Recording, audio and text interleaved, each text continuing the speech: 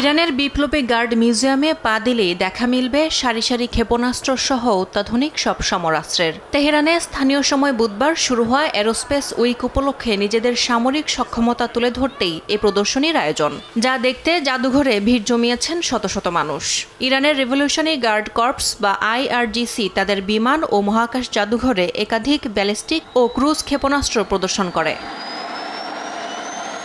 আয়োজনে স্থান পেয়েছে যুদ্ধে ধ্বংস হওয়া শত্রুর ড্রোনের অংশ, নজরদারি যন্ত্রপাতি, এমনকি স্যাটেলাইট লঞ্চারও। উপস্থিত দর্শকরা বলেন, এই আয়োজন ইরানের প্রতিরক্ষা শিল্পের সাম্প্রতিক উন্নতি দেখার এক সুযোগ, যেখানে মিসাইল পরীক্ষার অভিজ্ঞতাও 12 দিনের যুদ্ধ এ কাজে লাগানো হয়েছে। অনেকে বলেন, সাধারণ মানুষের সামনে যা প্রদর্শিত হচ্ছে, বাস্তবে তার পরিধি আরও বহুগুণ বিস্তৃত।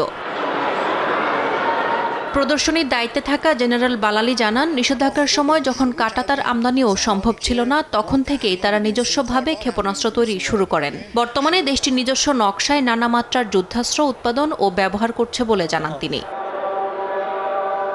প্রদর্শিত প্রযুক্তি দেশের সর্বশেষ অর্জনের তুলনায় অন্তত 5 থেকে 6 বছর পিছিয়ে বলে স্বীকার করেছেন আয়োজকরা। তবে বিশ্লেষকরা মনে করেন, এসব প্রদর্শনীর মাধ্যমেই ইরান তার অভ্যন্তরীণ প্রতিরক্ষা সক্ষমতা ও যুদ্ধ প্রস্তুতির বার্তা আন্তর্জাতিক পর্যায়ে তুলে ধরছে।